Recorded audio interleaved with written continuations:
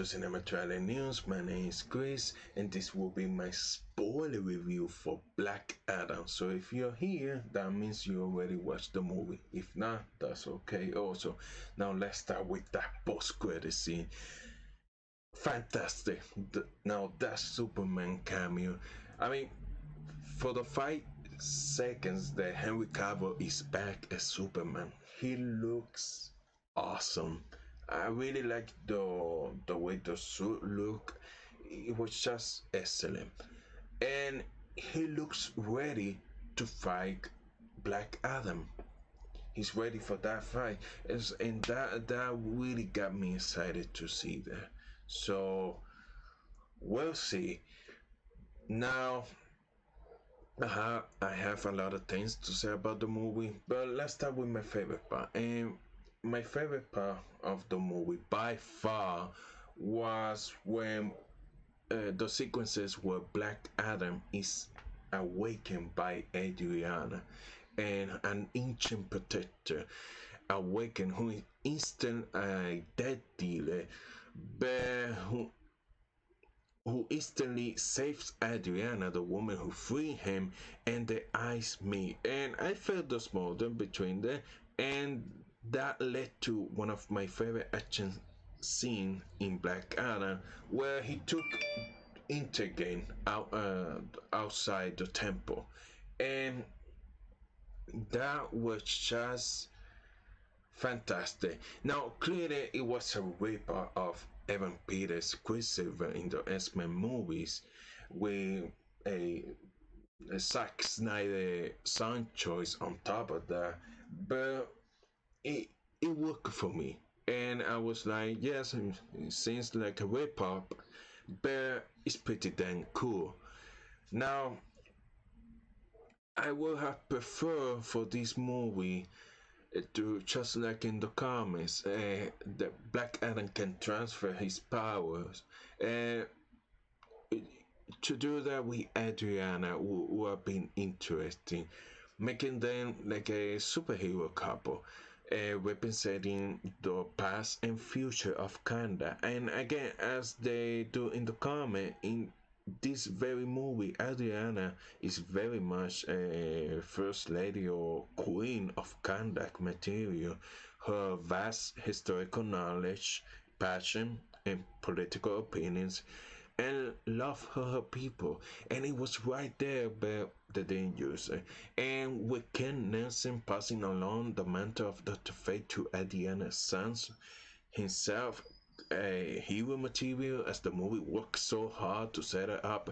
And I was like, how is that helmet now rematerializing in front of Adriana's hand? And not the second end credit scene, and I was shocked that it wasn't the second end credit scene. So no, instead we wasted a lot of time on a new origin story for Black Adam. So they have a twist ending, and that is the Black Adam that we know from the comics is actually Dwayne Johnson's son, and we see him transform into an adult briefly, and his face askew in the background, and he looked perfect. He had the hair, the pointy ears, and I was like, oh, this is awesome. And where also the giant statue in Kandak is actually of him and not Dwayne Johnson, who again is his father. But his son, after the mother is killed, he wants to protect his father. So he transferred his powers to Dwayne Johnson to protect him. But then the original Black Adam, being a child again, is instantly killed by the king's assassin. So Dwayne Johnson, who is now Black Adam, he he didn't go to free the people of Kanda as the legend said, but he went for his own selfish reasons to avenge his wife and son. And that's the way throughout the whole movie. And he's like that because he said, I'm no hero, because he still have that guilt. Now what gets me angry is that he can control his power and he explodes. So he's actually a danger then and a danger later in the present day. And it explodes again by accident, nearly killing Diana Sam. Now, this is frustrating because in the comics, Black Adam is all about control. He has like Batman levels of control, and he's perfectly comfortable ruling conduct, kind of like Magneto does with Genosha. So at the very end of the movie, he he goes to the throne, and the Dwayne Johnson's Black Adam decide to destroy it, and his iconic throne in the and just that's totally against Black Adam has ever stood for in the comics. It's a choice that Black Adam will never make. Now I don't like all these changes to Black Adam, not only because they are inconsistent, but also because they clearly fit the Dwayne Johnson more than the comic book character that he's supposed to be playing. And you divide the fandom instead of because you have the people that, yes, he's not like the character at all from the comics, and then you have like new people who aren't familiar with the source material, who go, I don't care, I like this new thing because I like the actor portraying the character. And then we get stuck in this big argument online. Now, I also didn't like what they did to Intergang. Intergang is a mob family, and if you want to modernize it, like David Ayer Suicide Squad, which I'm fine with it, again, but I think that's actually a very cool way to modernize these DC stories, and they get a tech boost from Apocalypse, and to better take on Superman metabolism. Here, they couldn't be further from that.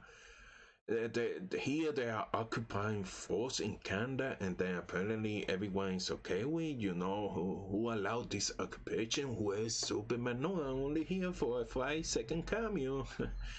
And the leader is more interested in magic, and the whole group is interested in magic instead of alien tech.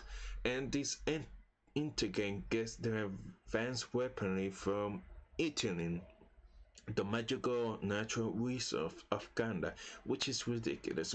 But basically, Intergang is such a cool idea from the comics, and it's yet to be done properly in live action and even in animation. And even reading comics, sometimes it has so much potential, and just to see it wasted here with this game could have been called anything, but because it's intricate, it's frustrating. Now let's talk about the Ethereum.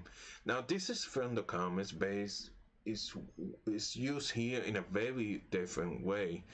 And in the comics, it was just of the Rocket of Eternity that has been shattered. It was similar to Kryptonite in that regard, whereas anyone who got the powers from the Rock of Eternity was weakened or had the powers taken away when then I come across Ethereum.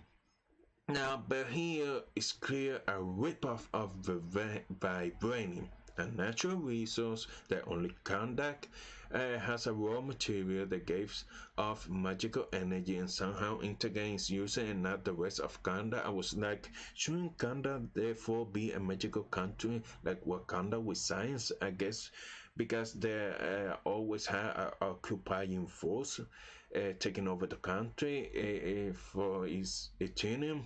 But then what have they been doing with Ethereum, and how I never heard of Ethereum until now? It just seems like a pretty good source of power.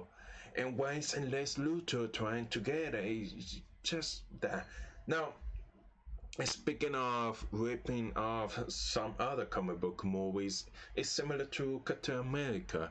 You have a man out of time that everyone he knows is there, and etc. And it's trapped in ice. In this case, it was a temple there now, and then also, of course, using CGI to recreate a wimpy version of Dwayne Johnson.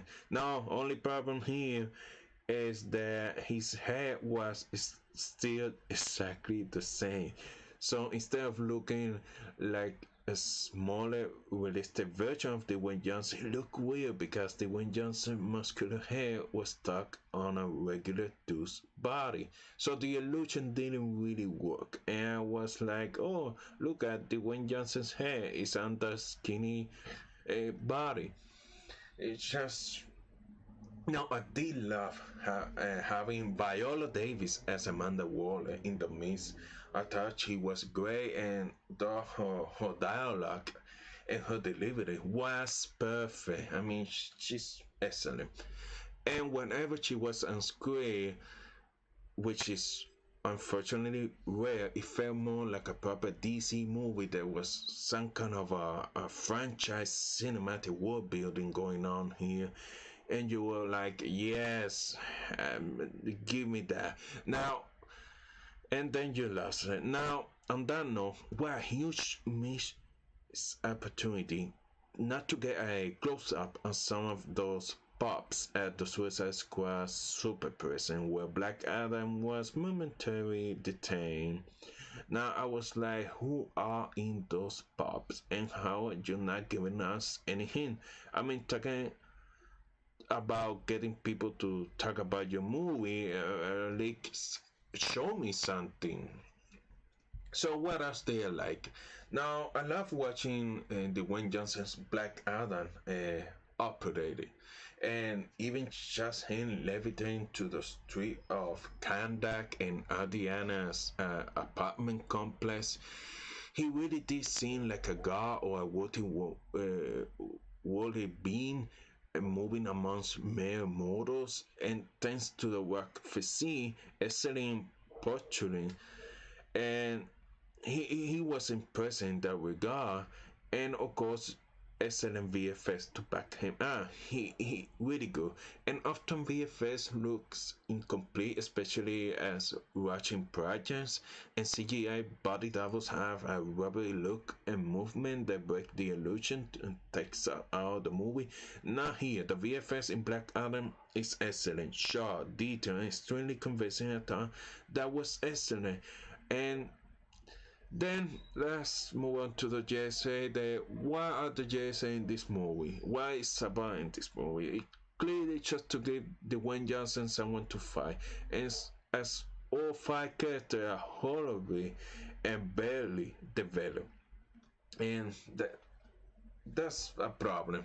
Now, and really, Black Adam should be fighting Shazam. He's like Shazam Joker, Lex Luthor, and it's so ridiculous that he will be introduced in a movie that not features Shazam, not even mention it, and not even in a post-credit scene. He doesn't. Even though Jamon Hanso is here, he was in the first Shazam movie, and in that movie they reference Black Adam, and they're all produced by Dwayne Johnson. I mean, it's just really insulting not only to the character but to the people who made those Shazam movie and also the fandom. Now let's talk about Hawkman. Now Hawkman makes sense to be included here because of the character's own link to ancient Egypt. But of course, none of that is used here. What? Yes, because Hawkman origin isn't discussed at all, and talk about where he came from. And he's a leader here with a lot of tech based on Wakandan design, and there's a brief mention of a metal. By the way, which only comic book fans will be like, "Oh, I heard that," but when we already talking about Ethereum and how many elements are we going to start discussing here, it gets ridiculous and it robs a metal of any of his meaning. Now, Dr. Fate. Now, for me, I love Dr. Fate, excellent action and the dialogue and But I just it had a missed opportunity here, and here's why. Because the character looks so much like the comic, but because I don't think I saw the Ankh symbol. That's his signature symbol in the whole movie, and I like, how did you not use that? But also, Dr. Fate is also a character whose origin is related to ancient Egypt, but again, not discussed here. Now, a bad comic book movie is frustrating, but it's even more frustrating when all the pieces are there for a very great comic book movie, a very unique one, and they're not utilized. You're like, it was right there. Now, it they just strip out into game Sabam, and now he's actually a Shazam villain, but who really cares? And the when they used him at the end of the movie where he went to the other realm, he felt a little more like the Doctor Strange where he faced the Mamu. But anyway, and also get rid of Cyclone at this match. And I'm sorry, but I feel that they didn't have much to do in this movie. Then you pretty much have a really cool comic book movie about the Middle East. Now, I did really appreciate it in that note, the commentary about Canada being left behind to defend itself, and while all superheroes around the world and no one bothers to go and helps those people. That was interesting for sure. And, and those people have the hero now with Black Adam, and I thought that that was really interesting. I think they fit perfectly with what Black Adam is supposed to be like as a character. So it was right there, and sometimes it would show up, but then it would just went away, and like, oh man, it was just right there. But that's my spoiler review for Black Adam. So if you enjoyed this video, please hit the like button, consider subscribing to the channel, and like always, thank you so much for watching. Bye bye.